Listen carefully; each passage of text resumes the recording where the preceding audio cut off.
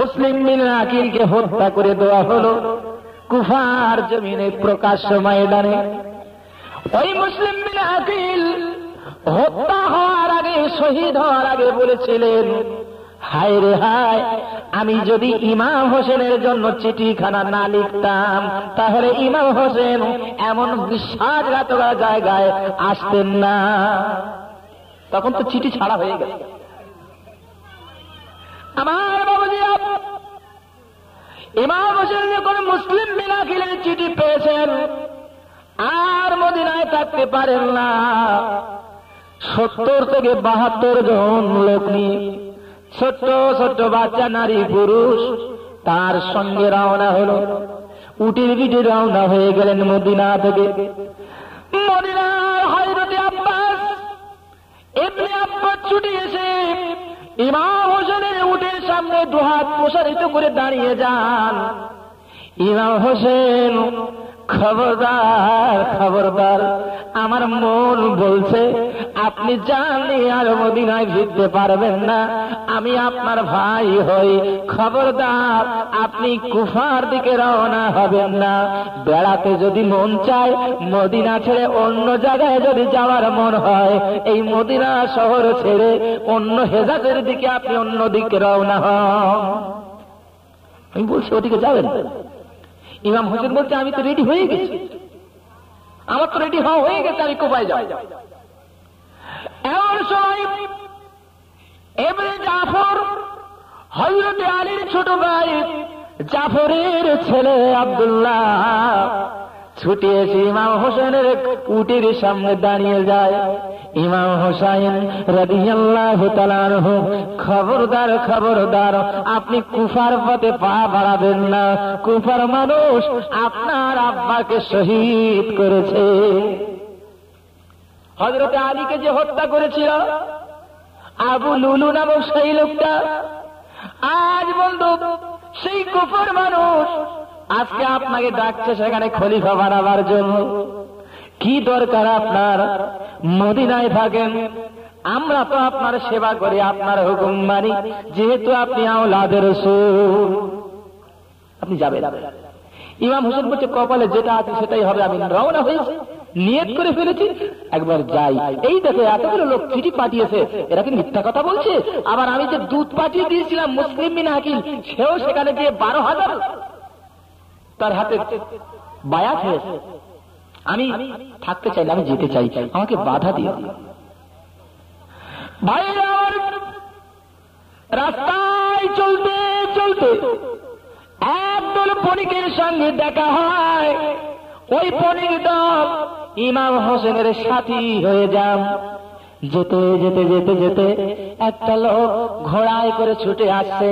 ছুটে এসে সালাম দিয়ে বলে, ইমাম, ইমাম হোসাইন রাদিয়াল্লাহু তাআলা আনহু, খবরদার খবরদার, এখান থেকে ইরাক আর বেশি দূরে নয়, এখান থেকে কুফা আর বেশি দূরে নয়, এখান থেকে কারব শহরটা আর বেশি দূরে নয়, আপনি যাবেন না, যাবেন না।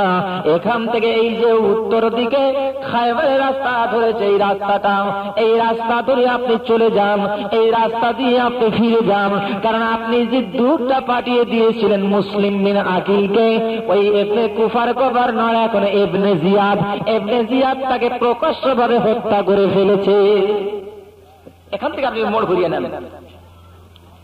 ইমাম হোসেন তার সাথীদের দিকে তাকিয়ে বললে, ভাইরা, বোনেরা, স্ত্রীরা, মা বোনেরা, ছোট্ট ছোট্ট বাচ্চারা, আজ আমাদের সঙ্গে ওই যে বণিক দল এসেছে, আমাদের সঙ্গে থাকতে চায়। সামনে মনে হচ্ছে খুব সুবিধার সময় নয়। ও বাইরের ভাইরা, আমি ইমাম হোসাইন, আমার সঙ্গ ছেড়ে দিতে পারো, চলে যেতে পারো, আমি কাউকে আটকে রাখতে চাই না, আমি কাউকে ধরে রাখতে চাই না। বণিক দল রাস্তা থেকে উঠেছিল যে রসুলের আওলাদ, হ্যাঁ, রসুলের বংশধর যাচ্ছে, কিছু সময় সাথে সাথে যাই, পাশে পাশে যাই, বরকত হবে, রহমত হবে। বণিক দল রাস্তা থেকে তারা কেটে গেল যে সামনে দলের বিপদ, আর যাওয়া ঠিক না, বণিক দল পার হয়ে গেল। ইমাম হোসাইন চলছেন, এমন সময় লক্ষ্য করে দেখেন 1000 সৈন্য ইমাম হোসেনের চারিদিক থেকে ঘিরে, চারিদিক থেকে ঘোড়ায় করে এসে দাঁড়িয়ে যায়। কতটা সৈন্য? 1000। তাদের কমান্ডার আফজিব হোর বিন ইয়াজিদ তাদের কমান্ডার ইমাম হোসেনের পিছু পিছু আসছে। বলছে, তুমি কে? বলে, আমার নাম হোর বিন ইয়াজিদ। তুমি আমার পিছনে কেন? বলে, আমার উপরে নির্দেশ আছে আপনি যেন এখান থেকে মদিনার রাস্তা না ধরতে পারেন, অন্য কোন রাস্তায় না যেতে পারেন। আমাদের কুফার গভর্নর ইবনে জিয়াদ আমাকে নির্দেশ দিয়েছে আপনাকে এইভাবে নিয়ে নিয়ে কুফায় পৌঁছাতে। কুফায় ইবনে জিয়াদের কাছ থেকে আমরা এজিদের কাছ পর্যন্ত নিয়ে যাব। যেহেতু আপনি তাকে খলিফা বলে মানেন না, চিঠি দিয়েছেন।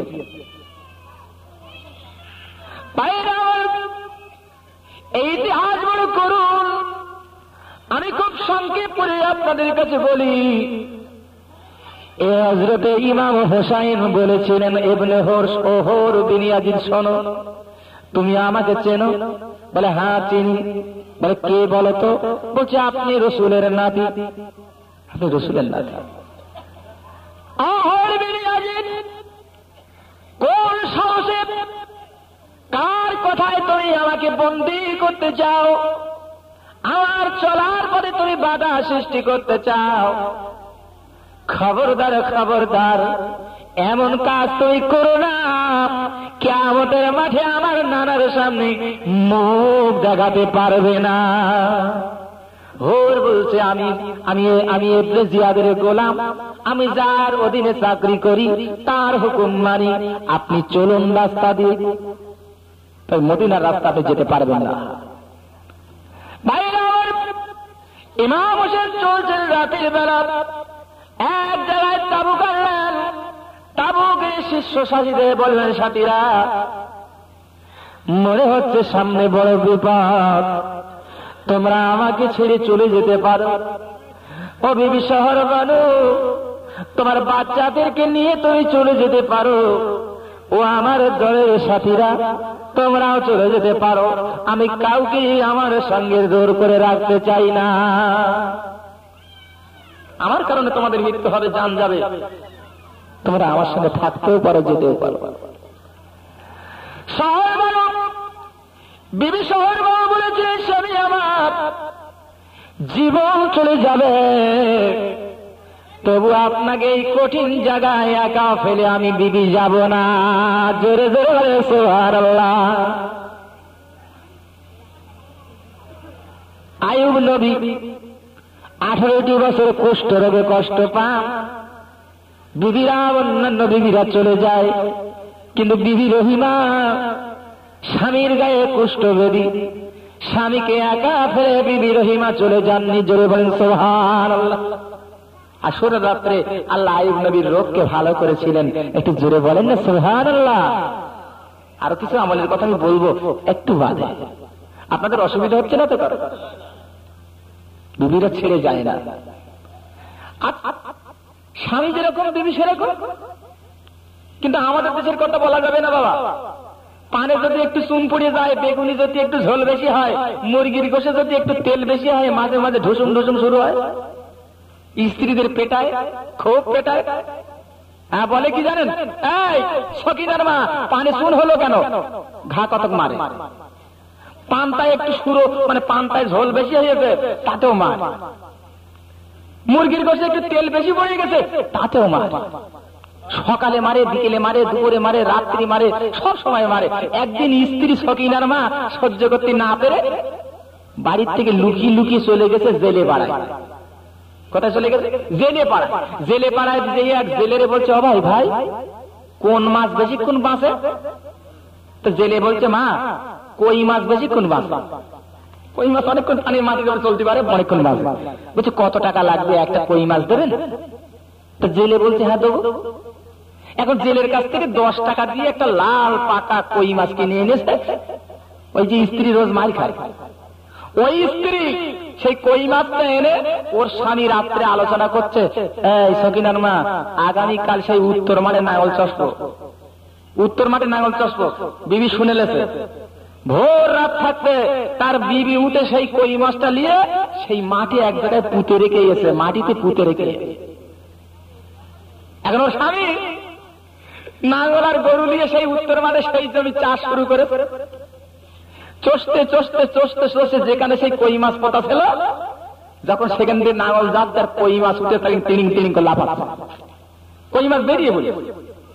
ও স্বামী মনে মনে করছে ঢেলা খেতে কই মাছ কেন, একটু জীবনে দেখিনি ঢেলা খেতে কই মাছ। ও স্বামী সেই মাছ শুধু দৌড়ে দৌড়ে দৌড়ে দৌড়ে দৌড়ে বাড়ি এসে যায়, সকিনার মা তাড়াতাড়ি বেরোই, দেখ ঢেলা খেতে কই মাছ পেয়েছি। ঢেলা খেতে কই মাছ বলছে তুই তাড়াতাড়ি ঝোল কর, একটুখানি বাকি রেস ওই খাই, ফিরিয়ে এসে খাবো। এখন ওর বিবি সে মাছ সুন্দর করে ভাজা করে রেখে ঘরে এক জায়গায় লুকিয়ে রেখেছে। ওর স্বামী নাঙ্গল চষে ফিরিয়ে এসে ভাই ভাত চাচ্ছে, ভাই ভাই সকিনার মা ভাত নিয়ে এসো, আর সেই কই মাছ মাকে পেয়েছিলাম ঢেলা খেতে। সকিনার মা যেন আসমান থেকে পড়েছে, তুমি কবে কই মাছ ধরেছো, কোন খেতে পেয়েছো? বলে সে ঢেলা খেতে। বলে আমার স্বামী কিরম পাগল হয়ে গেছে, দেখো ঢেলা খেতে কই মাছ পাওয়া যায়। ও পাড়া প্রতিবেশীরা, মেয়েরা যখন হাত দেয় খাঙ্গাতে খাক, ও পাড়া প্রতিবেশীরা এই দেখেন আমার স্বামী পাগল হয়ে গেছে, বলছে যে ঢেলা খেতে কই মাছ পেয়েছিল, সেই মাছ দিতে হবে, একটু যদি না দিই মারবে। পাড়াতে সব যুবক ছেলেরা সব ছুটে গেছে, রোজ মারে জানে বলছে যুবক ছেলেরা ধরেছে ওর স্বামী, বলে এই ঢেলা খেতে কই মাছ পাওয়া যায়, পাগলামোর জায়গা পাও না, ধরিয়ে বাঁধবে। আর যুবক ছেলেরা ওর স্বামী ওই হাতে মারে তো স্বামী স্ত্রী, সেই হাত দুটো ধরে ঘরের খুঁটির গায়ে বেঁধে বেঁধে কে বলছে হ্যাঁ সত্যি পাগল হয়ে গেছে, না তো এরকম বলে। ও খালি বলছে হ্যাঁ নাঙ্গল চষতে চষতে পেয়েছিল ঢেলা খেতে কই মাছ, সত্যি পেয়েছিল। আর চালাকি করিস কে ওর বিবি। এখন পাড়ার লোক বলছে এর মাথায় পানি দে, মাথা গরম হয়ে গেছে মাথায় পানি দে, কেউ ভারী করে পানি দিচ্ছে, কেউ বদনাই করে পানি দিচ্ছে, পানি দিতে এবার লোক বলছে এভাবে হবে না, পুকুরি শুবো।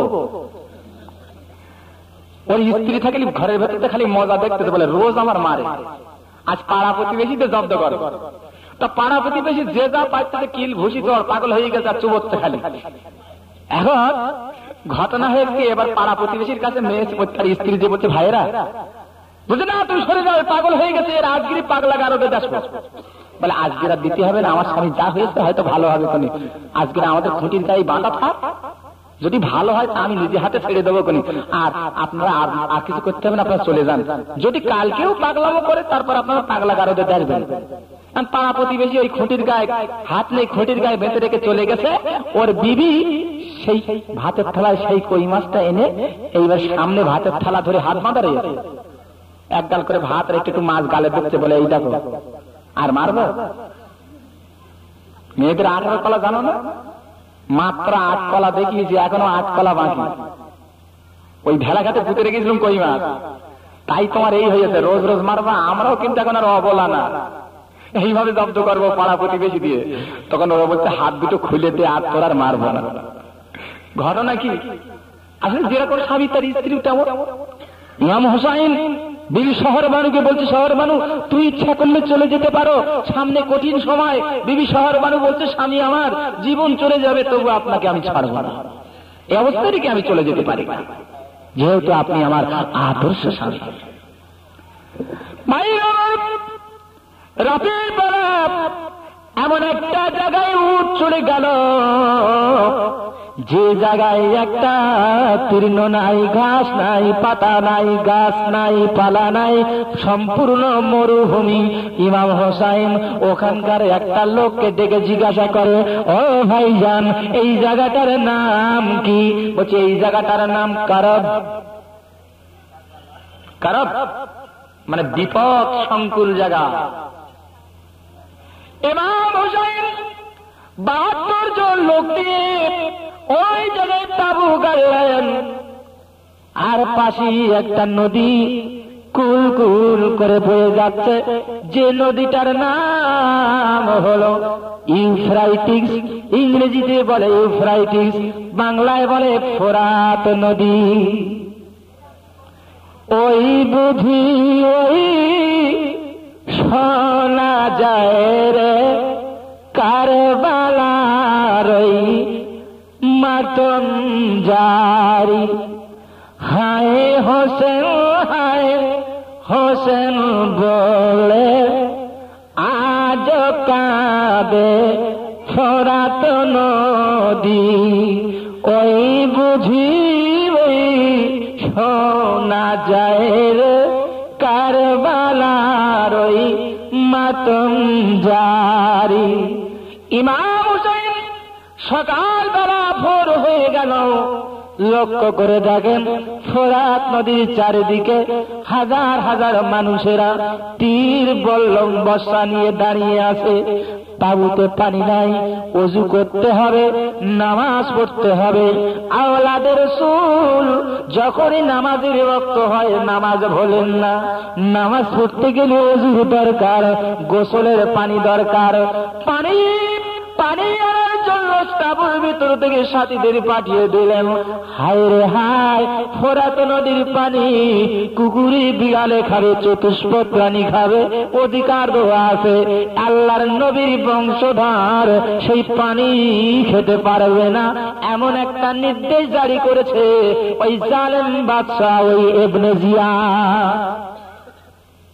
জিয়াদ বলে দিয়েছে আমর বলে একটা নেতাকে, যাও তোমার লোক লস্কর নিয়ে ফোরাত নদীর চারিদিকে গোল করে দাঁড়িয়ে থাকো, চারিধারে দাঁড়িয়ে থাকো। ইমাম হোসেন যে 72 জন লোক নিয়ে এসছে, একটা লোক যেন ফোরাত নদীর এক ফোঁটা পানি না পায়। চিন্তা করেন, আজকে নদী নালা খাল বিল পুকুর পুষ্করী সব জায়গায় পানি, হাত বাড়ালেই পানি পাই। আওলাদের রসুলের বংশধর হয়েও ফোরাত নদীর পানিকে আটকে দেওয়া হয়েছে, বন্ধ করা হয়েছে।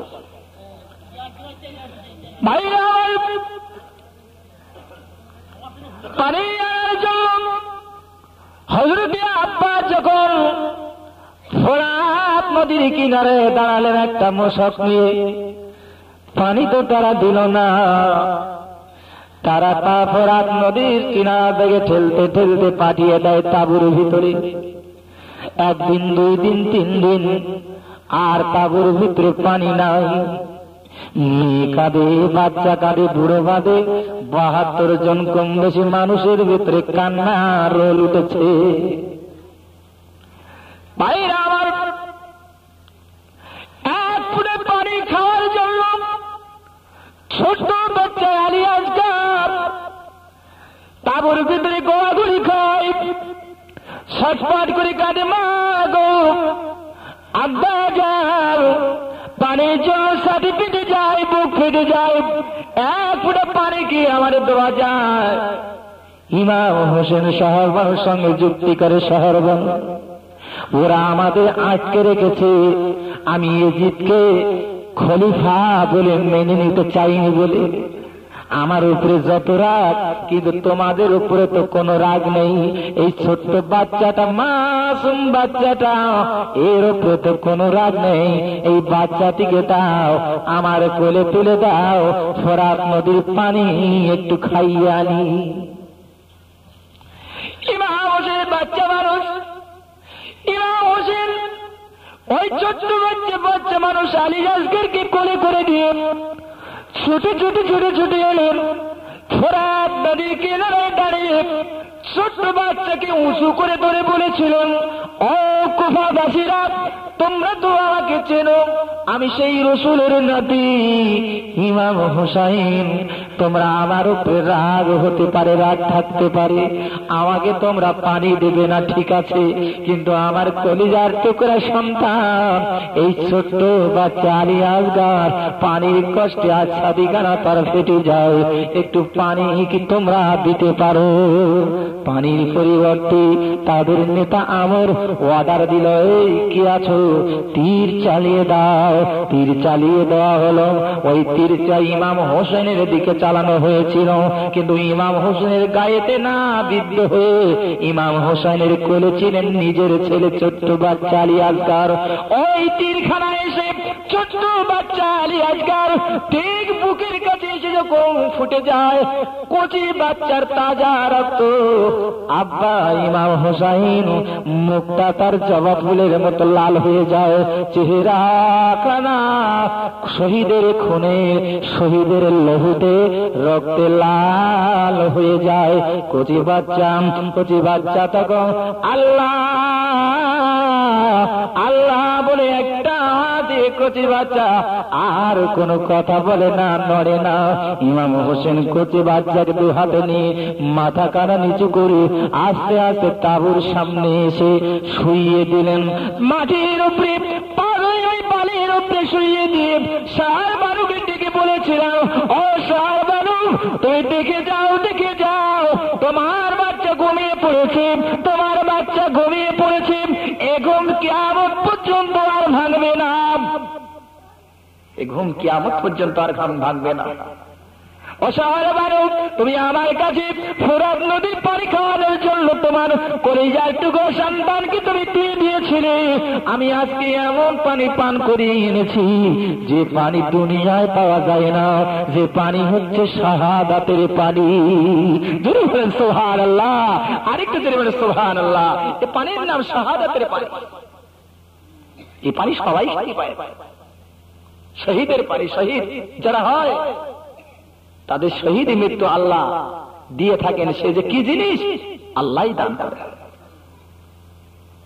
ভাইরা আমার, আফগানিস্তানের বুকে রাশিয়ার সৈন্য যখন আক্রমণ করেছিল, এক জায়গায় দারুণ একটা বোম যখন মারা হলো, এটা 1990 সালের ঘটনা। যখন বোম পড়েছে আকাশ থেকে, প্লেন থেকে, মুসলমান সেই বোমের আঘাতে শহীদ হয়ে যায়। এমন সময় কমান্ডার, মুসলমানদের কমান্ডার, একজন কমান্ডার ছুটে যায় ওই অন্ধকার ধোঁয়া জায়গায় যেখানে বোমখানা পড়েছে, যে জায়গায় মুসলমান সৈন্যদের বোমের আঘাতে শরীরগুলো ঝলসে গেছে, পুড়ে গেছে, তারা অনেকে শহীদ হয়ে পড়ে আছে। আর লক্ষ্য করে দেখে একটা মুসলমান সৈন্য তখনও কিছুটা জীবিত আছে, তার দেহের ভিতরে রূহ আছে, আর নিজের ঠোঁটখানা চাটতেছে, নিজের ঠোঁটখানা বারবার চাটতেছে, কিছুটা ঠোঁট কেটেও গেছে। এমন সময় কিছুক্ষণ পর সেবা করার পর ওই মুসলমান সৈন্য তার হুঁশ ফিরে যায়। বুঝছো ভাই, এখানে বোম পড়লো, অনেকগুলো মুসলিম সৈন্য মারা গেল, রাশিয়ার প্লেন এসে বোম ফেলে গেল আফগানের এই মাটিতে, পাহাড়িয়া উপরে। ও মুসলমান, সব মারা গেল, শহীদ হয়ে গেল, তুমি তো জীবিত হয়েছ, তুমি ঠোঁট চাটছিলে কেন? ঠোঁট চাটছিলে কেন? ব্যাপারটা ওই আফগানিস্তানের মুসলমান বলেছিল, ভাইজান ওরা এখন প্লেন থেকে বোম মেরে গেল। এমন সময় মুসলমান শহীদ হয়ে যেতে লাগলো। আমি ধোঁয়ার ভিতরে লক্ষ্য করে দেখলাম, শহীদ হওয়ার আগে, জান বেরিয়ে যাওয়ার আগে আসমান থেকে সাদা কাপড় পরা নূরের চেহারা আল্লাহর কতগুলো ফেরেশতা নেমে এসেছে। জোরে বলেন সুবহানাল্লাহ। ফেরেশতারা জান্নাতের পাত্র নিয়ে এসেছে, পিয়ালা নিয়ে এসেছে, জান্নাতের আবে কৌসার, জান্নাতি শারাবান তুহুরা, ওই পানি শহীদদের ওই জানটা বেরিয়ে যাওয়ার আগে খাওয়াচ্ছে। একটু জোরে বলেন সুবহানাল্লাহ। সবাই মিলে একটু জোরে বলেন না সুবহানাল্লাহ। শহীদদেরকে খাওয়াচ্ছে ফেরেশতারা, যেই জানটা বেরিয়ে যাবে শহীদ হবে তার আগে ওই জান্নাতের পানি খাওয়াচ্ছে আল্লাহর ফেরেশতারা। তারা যখন আমার কাছে চলে এলো, আমার ঠোঁটের কাছে বেহেশতের পেয়ালা ধরেছে, আমি শারাবাল তুহুরা পানি পান করতে যাব। একটা ফেরেশতা চিৎকার দিয়ে বলছে, ও ফেরেশতা খবরদার, ওই লোকটাকে এখন পানি দিও না, ও লোকটা এখনো দুনিয়ায় কিছুদিন বাঁচবে, ওই লোকটা বেহেশতের পানি দিও না। আমার কথা বুঝতে পারছো? সঙ্গে সঙ্গে তারা আমার ঠোঁট থেকে বেহেশতের পাত্র, বেহেশতের সারাবান তহুরা পাত্রটা টেনে নিয়েছে। এই বেহেশতের পানির যে এত স্বাদ, সারাবান তহুরার পানির যে এত স্বাদ, আমি সেই থেকে নিজের ঠোঁট চাটতেছি, এই স্বাদ আমি ভুলতে পারছি না। একটু জোরে বলেন সুবহানাল্লাহ। তাই ইমাম হোসেন বলছে, আমি বেহেশতের সারাবান তহুরা সেই পানি খাইয়ে এনেছি। ও শহর বায়ু, তোমার বাচ্চাকে তুমি শুইয়ে দাও। এক এক করে ফোরাত নদীর তীরে যখন যুদ্ধ হয়, লড়াই হয়, এই লড়াই আওয়াইজার অল্প কিছু মানুষের সঙ্গে বিরাট মানুষ। কিন্তু একটা জিনিস লক্ষ্য করে দেখেন, অন্যায়ের কাছে কোনদিন আপোষ না। আপোষ করেছিলেন? ইমাম হোসেন ইচ্ছে করলে বলতে পারতেন, ঠিক আছে এজিদকে আমি খলিফা রূপে মেনে নিলাম, আমার মদিনায় যেতে দাও। বলেন, ইমাম হোসেন বলেছিলেন, আমার তিনটে প্রস্তাব আজকে আমি রাখবো। হয় আমাকে মদিনায় যেতে দাও, যেখান থেকে আমি ফিরে এসেছি। এই দেখো কুফার লোক আমার কাছে চিঠি লিখেছে, তাদের কথায় আমি এসেছি। আমাকে মদিনায় ফিরে যেতে চাও, না হয় আমাকে এজিদের কাছে নিয়ে চলো। যে এজিদ খলিফায় আছে সেই এজিদের সামনে আমাকে নিয়ে চলো। না হয় কোন মুসলিম দেশ, কোন মুসলিম কান্ট্রি, মুসলিম দেশে আমারে যেতে দাও। মুসলমানদের সঙ্গে আমরা মিলেমিশে, তোমাদের গায়ে যদি এতই শক্তি হয়, আমি মুসলিম দেশ থেকে তোমাদের বিরুদ্ধে, অন্যায়ের বিরুদ্ধে ন্যায়ের পক্ষ নিয়ে আমি লড়াই করতে রাজি আছি। এইভাবে ৭২ জন লোক নিয়ে আমি যুদ্ধ করতে রাজি না। আমি তো যুদ্ধ করার জন্য আসিনি, আমি তো যুদ্ধ করার জন্য আসিনি, আমি শান্তির হাওয়া বহাবার জন্য এসেছি। ইসলাম ইংরেজিতে কথা যদি ব্যাখ্যা করা হয়, ISLAM, ইসলাম। আই থেকে হয় আমি, এস থেকে সুদ, সুদ মানে অবশ্যই, এল থেকে লভ, লভ মানে ভালোবাসি, এ থেকে ওয়াল, ওয়াল মানে সমস্ত, এম থেকে ম্যানকাইন্ড, মানব জাতিকে আল্লাহ বোঝাতে চাচ্ছেন, হে পৃথিবীর বান্দা বান্দিরা, ইসলাম কোন সন্ত্রাসী ধর্ম নয়, ইসলাম কোন জঙ্গিবাদী ধর্ম নয়, ইসলাম কোন তলোয়ার দিয়ে বাড়াবাড়ি করার ধর্ম নয়। ইসলাম এমন একটা কালচার, এমন একটা ধর্ম যেটা শান্তির ধর্ম বলা হয়। ইসলামের ভিতর দিয়ে আমি আল্লাহ মানব মন্ডলীকে ভালোবাসতে চাই। একটু জোরে বলেন সুবহানাল্লাহ, একটু জোরে বলেন সুবহানাল্লাহ। তাই তো আমরা শান্তির পথকে খুঁজে নিতে চাই, অশান্তির পথকে সবসময় পরিহার করতে চাই। বন্ধু, তাই ভারতে আমাদের জন্ম, আল্লাহ যদি রহম করেন এই ভারতে আমাদের মৃত্যুকে স্বাধীন করার জন্য আমার হিন্দু ভাইয়েরা, অন্যান্য জাতির মানুষেরা একসঙ্গে কাঁধে কাঁধ লাগিয়ে ইংরেজদের আমরা ভারতকে স্বাধীন করেছিলাম, এ ভারতকে আজাদ করেছিলাম, এ ভারতকে মুক্ত করেছিলাম। এ ভারত শুধু মুসলমানের ভারত নয়, এ ভারত শুধু আমার হিন্দু ভাইদের ভারত নয়, এ ভারত আপনার আমার সকলের ভারতবর্ষ। একটু জোরে বলেন ঠিক না? এ ভারতবর্ষ সকলের, এর মান রক্ষা করার দায়িত্ব আপনার আমার সকলের। দোস্ত, তাই শান্তির পথ চাই ইসলাম, শান্তির পথ দেখাতে চাই ইসলাম। ইমাম হোসেন বলছে, আমি অশান্তি বাঁধাবার জন্য আসিনি, শান্তির জন্য এসেছি। একটা আমাকে হয় মদিনায় ফিরে যেতে যাও। হরমিন এজিদ বলছে, না তা হবে না, তা যেতে দেবো না। এক এক করে ইমাম বাহিনীর সকল বড় ছেলে আলী আকবর যুদ্ধের সাজে সেজে এসে দাঁড়িয়েছে ইমাম হোসাইনের সামনে।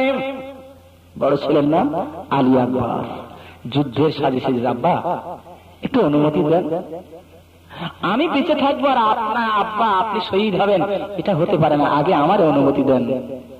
ইমাম হোসেন বলছে, বাবা তা কি করে হয়, তা কিভাবে হয়, তোমাকে আগে যেতে দেবো। বলছে, আব্বা আপনি আমার জন্য দোয়া করবেন, আমি আসতেছি। বড় ছেলে আলী আকবর বীর বিক্রমে সিংহের বাচ্চার মতো লড়াই করতে করতে করতে করতে কুফাবাসীদের বেশ কিছু মানুষকে হালাক করে দিয়ে কারবালার ফোরাত নদীর তীরে শহীদের পেয়ালা পান করলেন। এইভাবে লড়াই করতে করতে শুধু হযরতে আব্বাসের পিঠে ৮০ থেকে ৮৩টা তীর প্রবেশ করেছে। এত তীরের বর্ষার ঝাঁক এসেছে, তারা লড়াই করেছে, ফাইট করেছে, জীবন দিয়েছে, অন্যায়ের কাছে তারা আপোষ করেন। অনেক সময় ছিল আপোষ করার, কিন্তু আপোষ তারা করেন। সর্বশেষ ইমাম হোসাইন আর থাকতে পারেন না, তাঁবুর ভিতরে শুয়ে আছে জাইনাল আবেদিন। পানির ভিতরে নেমেছেন, এক আজলা পানি তুলে নিয়েছে, পানির পিপাসায় বুক করা ফেটে যায় ইমামের। আপনার আমার ইমাম ইমাম হোসাইন রাদিয়াল্লাহু তাআলা আনহু এক আজলা পানি তুলে যখন পান করতে যাবেন, পানির ভিতরে লক্ষ্য করে দেখেন ওই সেই ছোট্ট বাচ্চা আলী আসগার, তার মুখের ছবিখানা যেন ভেসে উঠেছে। আলী আসগার বলছে, আব্বা একটু পানি, একটু পানি। সেই করুণ দৃশ্যটা মনে পড়ছে, আসলে সেই করুণ দৃশ্যটা, কাতর অভিনয়টা মনে পড়ছে। তখন ইমাম হোসেন পানিটুকু পান করলেন না, ছেড়ে দিলেন। পানি ছেড়ে দিয়ে আবার কিনারায় উঠলেন, লড়াই করতে করতে। আমার বলছি, কি হচ্ছে? এই তো সুযোগ, তোমরা তীর চালাও, একসঙ্গে তীর চালাও। ওদের দলের ভিতরে এক পাষাণ্ড, এক কবিনা, এক বড় মস্ত বড় শয়তান, যার নাম ছিল সীমার। সীমার বলছে, আরো জোর তীর চালাও। তীর আসতে লাগে ঝাঁকে ঝাঁকে। একটা তীর ছুটে আসলো ইমাম হোসেনের গর্দান, লক্ষ্য করে গর্দানে তীরটা লেগে যায়। তীরটা উনি হাত দিয়ে বার করে ফেললেন, রক্ত সিনকি দিয়ে বেরোচ্ছে। এই তীর রক্তগুলো তিনি দুই হাতে করে, কেতাবের ভিতরে এসেছে, রক্তগুলো হাতে ধরে নিয়ে আকাশের দিকে উঁচু করে দিয়ে বলেছিলেন, আকাশ তুমি সাক্ষী থাকো, এই রক্ত মাখা হাত নিয়ে আমি আমার নানার উম্মতের জন্য আমি বদদোয়া করতে পারি না। আমি যদি এখন এই রক্ত মাখা হাত দিয়ে আল্লাহর নবী আমার নানার উম্মতদের জন্য, এরা তো আমার নানারই উম্মত, তাদের জন্য যদি বদদোয়া করি, আসমান জমিন থেকে এখনই বদদোয়ায়, আমার বদদোয়ায় এখনই একটা আল্লাহর গজব নামবে, নামবে না? আল্লাহর গজব কত রকম আমরা দেখেছি। আল্লাহর গজব কাকে বলেন? 7 দিন পর্যন্ত ইমাম হোসেন শহীদ হয়ে যাওয়ার পর আকাশের বুকে সূর্য দেখা যায়নি। কতদিন? 7 দিন। কেতাবের ভিতরে আমি পড়েছি, দেখিয়ে দিতে পারি আপনার। 7 দিন সূর্য ওঠেনি, গোটা আকাশটা রক্তের মতো লাল হয়েছিল। শুধু তাই না, মানুষ মাটি খুঁড়েছে, কুফা এলাকার মানুষ, মাটির ভিতর থেকে রক্তর ফোয়ারা উঠেছে। জমিন কেঁদেছে, আসমান কেঁদেছে, বাতাস কেঁদেছে ইমাম হোসাইন রাদিয়াল্লাহু তাআলা আনহুর জন্য। হায় হোসেন, হায় হোসেন, একই দৃশ্য, একই ঘটনা, একই আশ্চর্য ঘটনা, একই দুঃখের ঘটনা। যুগ যুগ ধরে ইমাম হোসেনের কথা মানুষ স্মরণ করছে। আজ এজিদের কথা কেউ স্মরণ করে না। কিভাবে করে? ইমাম হোসেনের কথা আমরা সকলে স্মরণ করি, কিন্তু এজিদের কথা কেউ স্মরণ করে না আজ। আমার আব্বা জানেন, আমার ভাই জানেরা, এবার লক্ষ্য করে দেখেন ইমাম হোসাইন রাদিয়াল্লাহু তাআলা আনহু তীর খেয়ে আর উনি উঠতে পারেন না, সেন্সলেস হয়ে গেলেন, বেহুশ হয়ে গেলেন, ফোরাত নদীর কিনারায় পায়ের উপরে শুয়ে পড়লেন। এমন সময় ছুটি এসেছে ওই সীমা, পাশে এসেছে ইমাম হোসেন। তখনও তার তন্দ্রা ভাব কেটে যে কিছুটা উনি জ্ঞান ফিরে, কে? বলছে, আমি সীমা। কি জন্য এসেছো?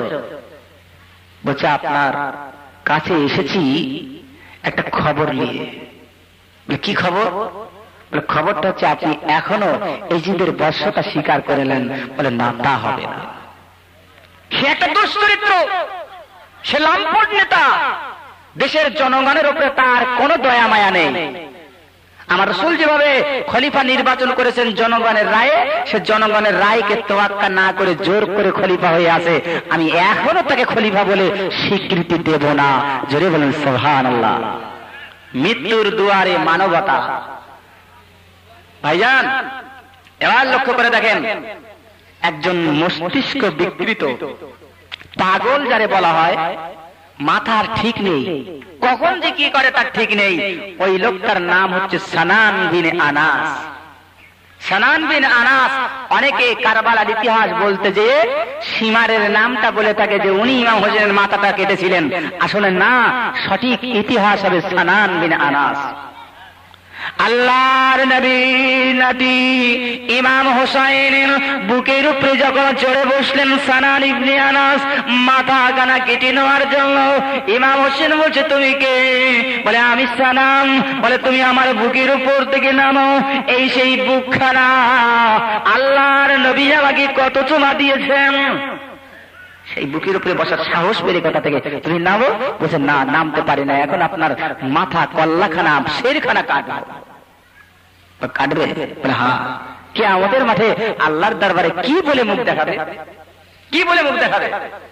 সে যাহাই হবে। বলে সীমা ও সানান ইবনে আনাস, আজকে কি বার? বলে আজকে জুমাবার।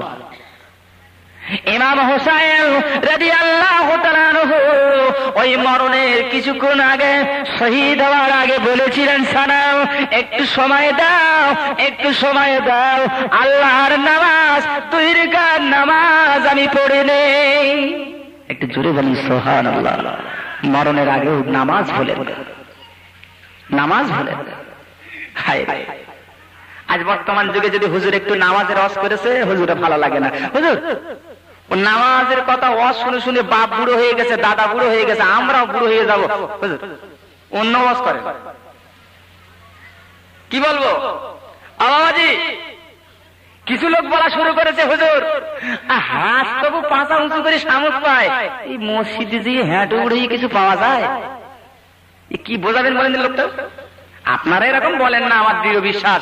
সেই বাদশাহ আকবর, ভারতের বাদশাহ আকবর, ওনার কাছে একটা ফকির যেত, ফকির যে হাত পাতত বাদশাহ আকবর দিতেন, কিন্তু ফকির সন্তুষ্ট হতো না।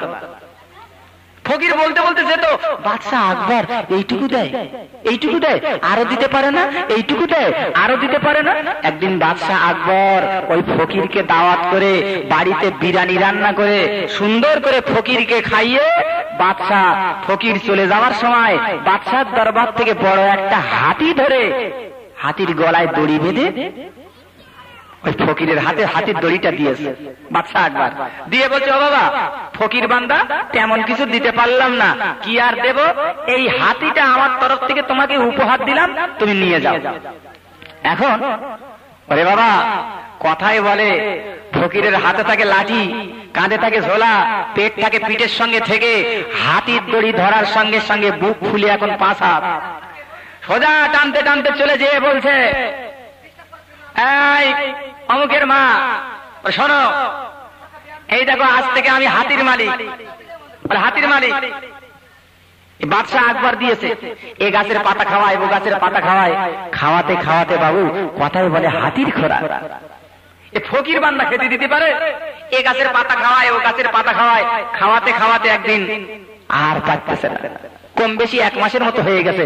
একদিন ওই ফকির, ইতিহাসের পৃষ্ঠায় লেখা আছে, একটা খালি বালতি এনে ওই হাতির গলার দড়ির সঙ্গে বেঁধে দিয়েছে। এই ফকির পায়ের কাছে বসে বসে ফকির কাঁদতেছে, হাতি ও হাতি, তুই তো বাদশাহ আকবরের হাতি, বড় শখ করে আমি ফকির বান্দা এনেছিলাম বাড়ি, একটু পুষবো, বাড়িতে রাখবো, কম বেশি 1 মাসের মতো তোরে পুষলাম, এ গাছের ও গাছের পাতা তোরে খাওয়ালাম।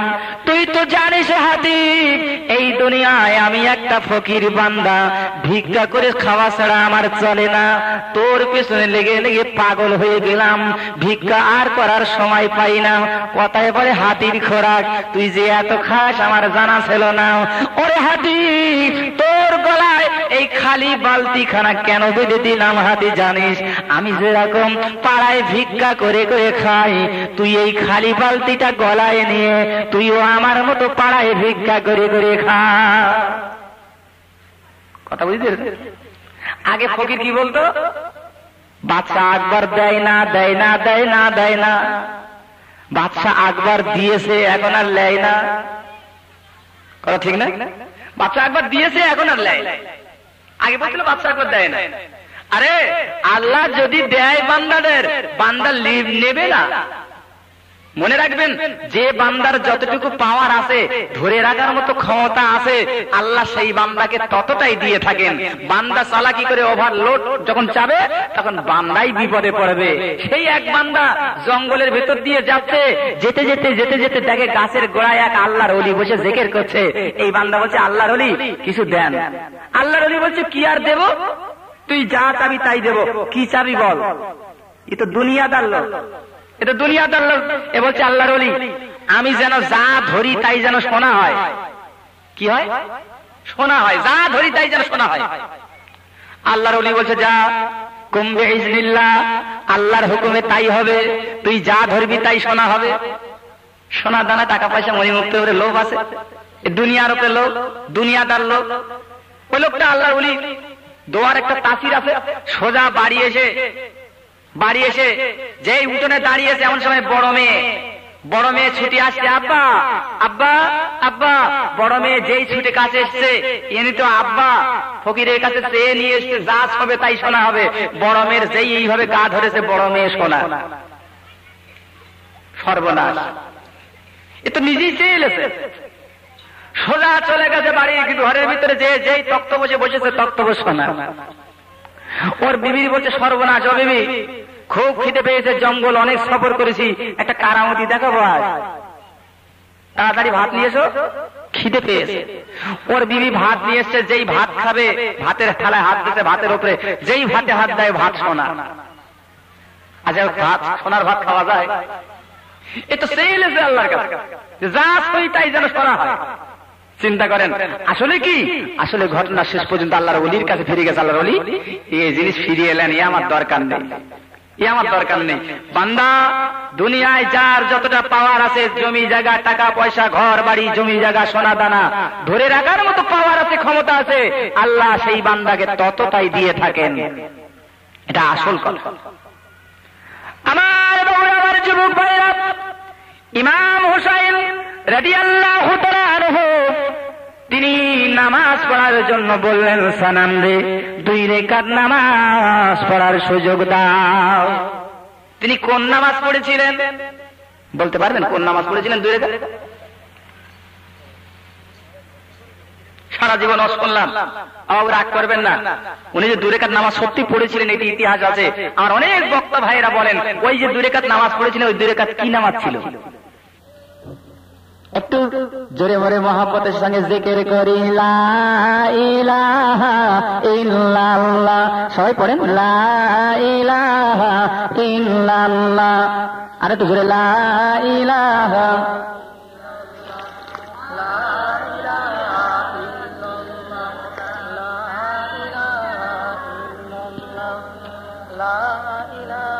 ভাই, এত রাত্রে বিপদে ফেলতে চাই না যে মামা সাহেব সোজা ওয়াজ করবে, প্রশ্ন করে কেন? আমি প্রশ্ন করতে চাই না বাবু, আপনাদের অস্বস্তিতে আমি ফেলতে চাই না। 2 রাকাত নামাজ যদি কেউ বলেন যে জুমার নামাজ পড়েছিলেন, আরে জুমার নামাজ পেছনের লোক না দাঁড়ালে, জুমা মানে জমা হওয়া, একত্রিত হওয়া, তাহলে উনি জুমা কি হয় বললেন 2 রাকাত? ওটা জুমার নামাজ তো হতে পারে না, জুমার নামাজ নয়।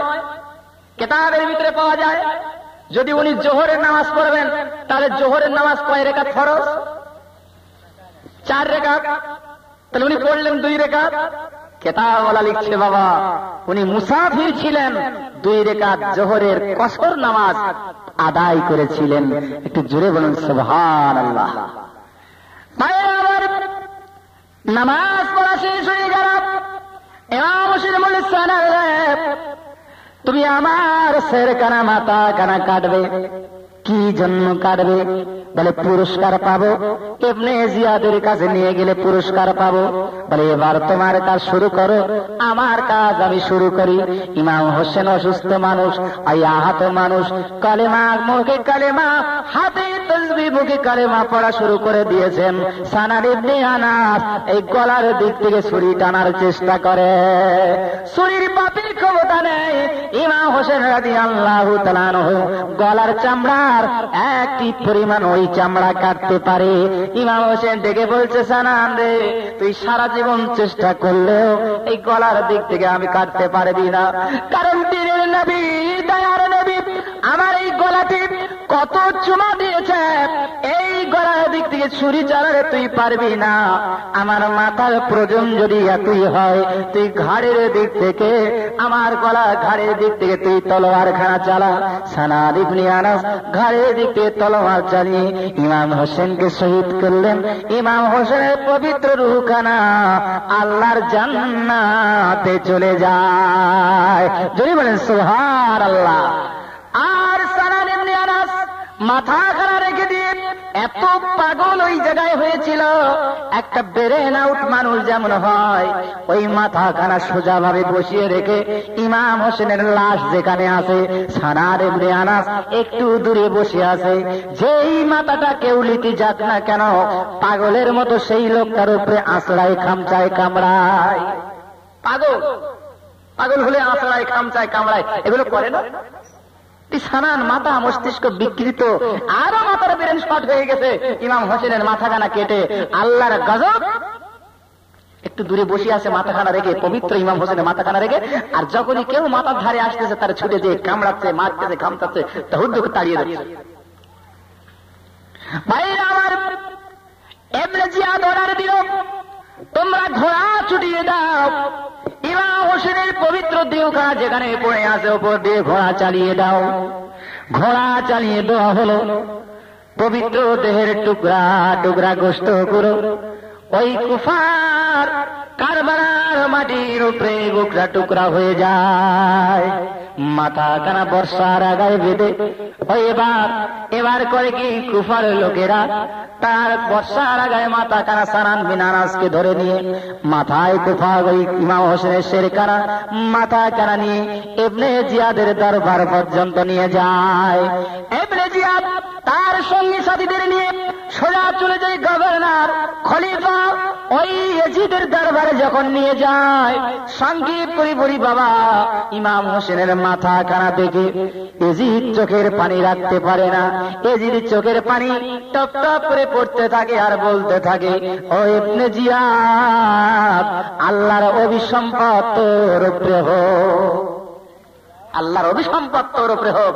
আমি তো ইমাম হোসেনের মাথা কাটতে বলি, আমি ইয়াজিদ খলিফা হয়েছি ঠিকই, তোর তো এটা করতেই পারতিস, ইমাম হোসেনকে আমার দরবারে আনতে পারতিস। আমার বলছে যে খলিফা সর্বনাশ হয়ে গেছে। এই ইমাম হোসেন তিনটি শর্ত আমাদেরকে রেখেছিল, হয় মদিনায় ফিরে যেতে দেওয়া হোক, না হয় ইয়াজিদের সঙ্গে দেখা করতে দেওয়া হোক, না হয় মুসলিম কোন কান্ট্রিতে যেতে দেওয়া হোক। একটা আদেশও এই ইবনে জিয়াদ মানেনি।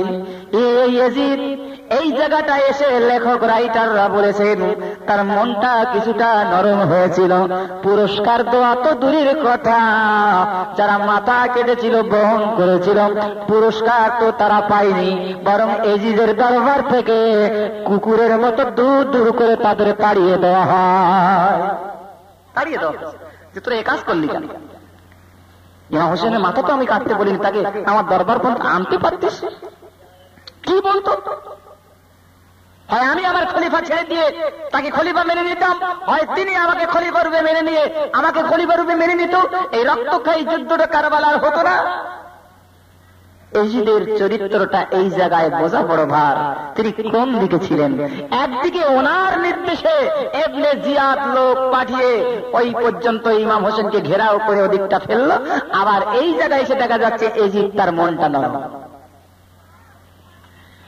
সঙ্গে কিতাবরা বলছে ইমাম হোসেনের মাথা কানা নিয়ে পবিত্র পানি দিয়ে গোসল করিয়ে তার দেহের গোশত গুলো এক জায়গায় করে, এক জায়গায় সুন্দর করে মানুষকে যেভাবে দাফন করা হয় এইভাবে ইমাম হোসেনের পবিত্র লাশকে এইভাবে করে মানুষেরা দাফন করেছিল। জোরে বলেন সুবহানাল্লাহ। তাই বিশ্বকবি ডক্টর ইকবাল রহমাতুল্লাহ আলাইহি বলেছেন, কতলে হোসেন না কতলে ইয়াজিদ, ইসলাম জিন্দা হোতা হ্যায় হর কারবালা কি বাত। কতলে হোসেন না, ইমাম হোসেন শহীদ হয়নি, ইমাম হোসেন শহীদ হয়নি, তিনি আমাদের প্রত্যেকের মনের ভিতরে তিনি জিন্দা আছেন। জোরে বলেন সুবহানাল্লাহ। কবি বলতে চেয়েছেন তিনি আমাদের এমন নিম্ন শ্রেণীর খুব অল্প ঈমানওয়ালা মুসলমানও যদি হয়, তার অন্তরে ইমাম হোসেন জীবিত আছেন, জিন্দা আছেন। আর যে ইয়াজিদের নির্দেশে ইবনে জিয়াদ মারতে চেয়েছিল, সেই তাদের নাম মুছে গেছে, মরে গেছে। পৃথিবী থেকে আজ ধিক্কারের সঙ্গে তাদের নাম উচ্চারণ হচ্ছে। আজ গোটা বিশ্বব্যাপী ইমাম হোসাইনের নাম স্মরণ করা হচ্ছে। একটা দিকে যেমন লাইলাতুল আশুরা আমরা লক্ষ্য করে দেখি যে ইমাম হোসেনকে নিয়ে মাতম করা হয়, রোনাজারি করা হয়, লাঠি নিয়ে ঢোল বাজনা নিয়ে এই অনুষ্ঠানগুলো করা হয়। বাবু, এই অনুষ্ঠানগুলো করা কি ঠিক? হ্যাঁ, আর ছোট ঢোল, বড় ঢোল আর কাঁসি, ওই যখন লাঠি গেলা মহরম আশুরের দিনে যখন কারবালারা করে, ছোট ঢোলটা বলে কি জানেন? ছোট ঢোলটা বলে লানত পড়ুক, লানত পড়ুক, লানত পড়ুক, লানত পড়ুক। ওর আওয়াজটা যেন ওই রকম, মানে লানত পড়ুক, আল্লাহ লানত। আর কাঁসি কারে? কাঁসি ওই যে পেতলের সেই এরকম চারখানে আর ওই গোল কাঁসি, ও তো ক্যান ক্যান করে, ও বাজনায় আওয়াজ তোলে তখন কার কার ওপরে, কার কার ওপরে, কার কার ওপরে। আর বড় ঢোলে ঢোলে যখন বাড়ি মারতেছে তখন গুমদম করে আওয়াজ হচ্ছে।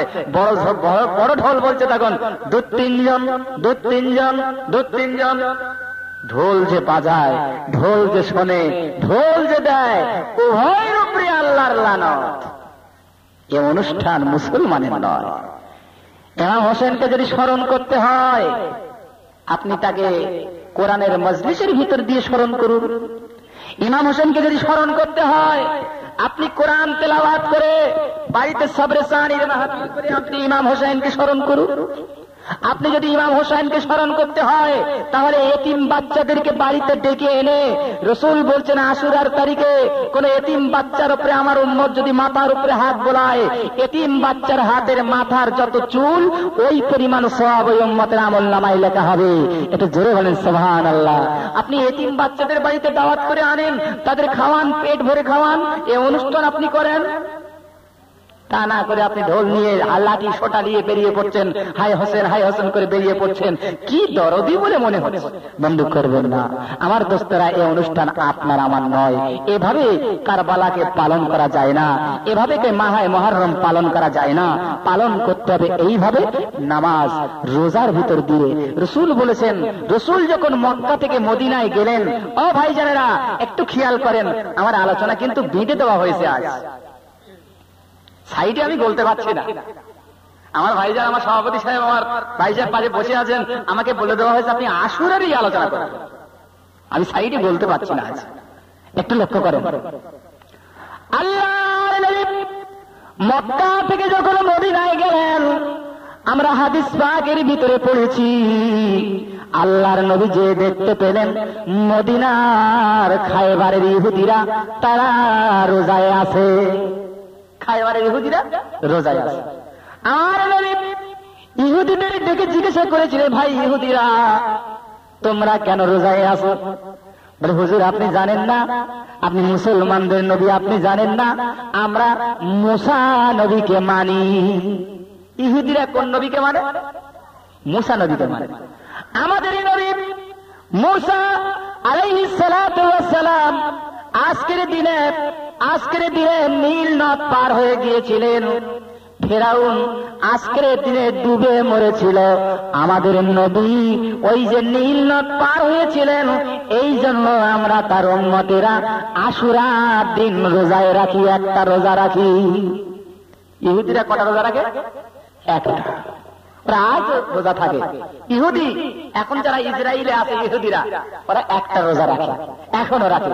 আমার নবী বলেছিলেন, ও নবী আনা নবী, সেও নবী, মুসা নবীও নবী, আর আমিও নবী।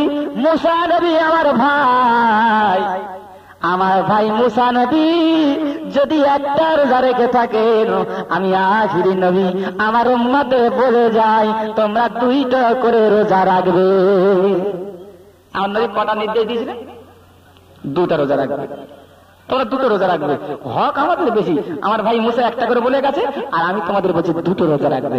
এই 2টো রোজা যদি কেউ রাখে আমার উম্মত এবং উম্মতির ভিতরে, সারা জীবন ভোর রোজা রাখলে যে সওয়াব ওই উম্মতের আমল নামায় লেখা হবে। একটু জোরে বলেন সুবহানাল্লাহ, আর একটু জোরে বলেন সুবহানাল্লাহ। এই রোজার আমল অনেকে চালু করেছেন। আশুরার আগের দিন, আশুরার দিন কবে? আশুরার দিন কবে আসে? সোমবার, রবিবারের দিন গত রাত, আশুরার রাত। আজকে কি বার গেল? রবিবার যাচ্ছে। আজকে রাত হচ্ছে সেই আশুরার রাত, আগামীকাল। ভাইজান, তাহলে চিন্তা করি আমরা এখন কোন সময়ে আছি। শুধু তাই না, আল্লাহর নবী বলেন আশুরার দিনে যদি আমার উম্মত উম্মতিরা দিনের বেলা সকালবেলা গোসল করে নাই এই নিয়েতে, আয় আল্লাহ আইয়ুব নবীকে আশুরার দিয়ে তুমি রোগ মুক্তি করেছিলে, গায়েতে যত কুষ্ঠ ব্যাধি ছিল আইয়ুব নবী আশুরার দিয়ে সম্পূর্ণ ভালো হয়ে যায়। আয় আল্লাহ, আমি আখেরি জামানার নবীর উম্মত, আজকে আমি এই নিয়েতে গোসল করছি আল্লাহ আশুরার দিনের বরকতে। আয় আল্লাহ, আমার শরীরে ছোট বড় যত রকমের রোগ আছে আল্লাহ আমি গোসল করে ফেললাম, আমার গোসলের শেষ ফোঁটা পানি বিন্দু দিয়ে হলেও আমার শরীরের রোগগুলো তুমি আল্লাহ ধুয়ে মুছে সাফ করে দাও। আল্লাহ রাসূল বলেছেন হতে পারে তোমার জীবনের রোগগুলোকে আল্লাহ আশুরার দিন ভালো করে দিতে পারে, সেই নিয়েতে গোসল করতে হবে। পাখির মতো টুপ করে ডুব মারলাম আর উঠে পড়লাম, পাখা দুবার ঝাড়া দিলাম চলে গেলাম, এর নাম তো গোসল নয়। গোসল করতে হবে গোসলের মতো, আবার এর ভিতরে নিয়ত রাখতে হবে আল্লাহ সেদিন কবে কোন দিন গোসল করতে হবে, আগামীকাল। এই নিয়তে গোসল করতে হবে আল্লাহ শরীরে যা রোগ ব্যাধি আছে এই গোসল করলাম আল্লাহ আশুরার দিনে। আল্লাহ অনেক নবীকে তুমি অনেকভাবে উদ্ধার করেছো, এই আশুরার দিন বহু নবীর বহু রকম ঘটনা ঘটেছে পৃথিবীর বুকে, সুতরাং আমি এই নিয়তে গোসল করলাম। আমরা আমাদের শরীরের রোগ ব্যাধি কত বড় বড় ডাক্তার ফেল হয়ে যায়, কবিরাজ ফেল হয়ে যায়, আল্লাহ আমার রোগগুলোকে তুমি মুক্তি করে দাও, ভালো করে দাও, মাফ করে দাও। ভাই এই আমলটা আমরা করতে পারি না, বাবু এই আমলটা আমরা করতে পারি না, সহজ তো জিনিস। আল্লাহর নবী বলেন আশুরার দিন কারবালার দিন, ওই আশুরার দিন, আশুরার দিন যদি কেউ চোখেতে সুরমা লাগায়, ওই চোখেতে সারা বছর বড় বড় রোগ ব্যাধি বালা মুসিবত হবে না। জোরে জোরে বলে সুবহানাল্লাহ। চোখেতে সুরমা লাগানো, এই আমলটা করবেন, এই আমলটা চোখে সুরমা তোমার আমল, এর অনেক গুণ আছে। তারপর আপনি এতিমকে বাড়িতে এনে খানা খাওয়াচ্ছেন, এই ধরনের অনুষ্ঠান আমরা যদি কালকের দিনে পালন করে দুটো হাত আল্লাহর কাছে তুলি, আল্লাহ গো সব দিকে আনন্দ, একদিকে শুধু দুঃখ। আদম নবীর গুনাহ মাফ হয়, নূহ নবীর কিস্তি যদি যা পাহাড়ের গায়ে থাকে, মুসা নবী নীল নদ পার হয়ে যায়, শুধু তাই না আইয়ুব নবীর রোগ ভালো হয়ে যায়, ইউসুফ নবী কুয়া থেকে উদ্ধার পায়, শুধু তাই না ঈসা নবী আসমানে উঠে যান। এইভাবে করে আল্লাহ পাক বহু নবীর বহু মুজিজা আল্লাহ দেখিয়েছেন বা আশ্চর্য ঘটনা পৃথিবীতে ঘটিয়েছেন আশুরার 10 তারিখে। আয় আল্লাহ সেই 10 তারিখ আজ তোমার কাছে চাচ্ছি, তুমি আমাকে দাও, তুমি আমাকে দাও, আমার এটা প্রয়োজন, এটা দাও। আশুরার তারিখে মানুষ যেটা আল্লাহর কাছে খালেস অন্তরে যেটা চায়, আল্লাহ তার বান্দা বান্দীদের দোয়াকে কবুল করে থাকেন। একটু জোরে বলেন সুবহানাল্লাহ। কিন্তু চাওয়ার সময় কোথায়? সবাই তো এই নিয়ত আমরা চাইতে পারি না, এই নিয়তটা নাই। বাংলা বছরের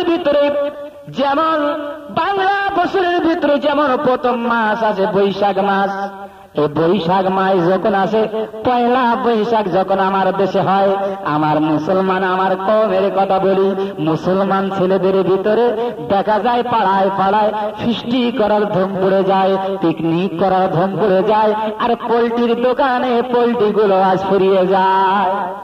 আরে কেন রে হুজুর জানেন না আজকে পয়লা বৈশাখ হয়? আপনাদের এলাকায় হয় পয়লা বৈশাখ মানায় না? হ্যাঁ। আবার যখন ইংরেজি মাস শুরু হয়, 1 জানুয়ারি যখন শুরু হয়, আহারে রাস্তায় বেরোলে বড় দায় হয়ে যায়। দেখবেন তবলা, হারমোনিয়াম, সারেঙ্গি নারেঙ্গি সব রকম জিনিস নিয়ে আমার কওমের যুবকেরা মেট্রো টেম্পো ভাড়া করে বেরিয়ে যায় বটানিক্যাল গার্ডেন।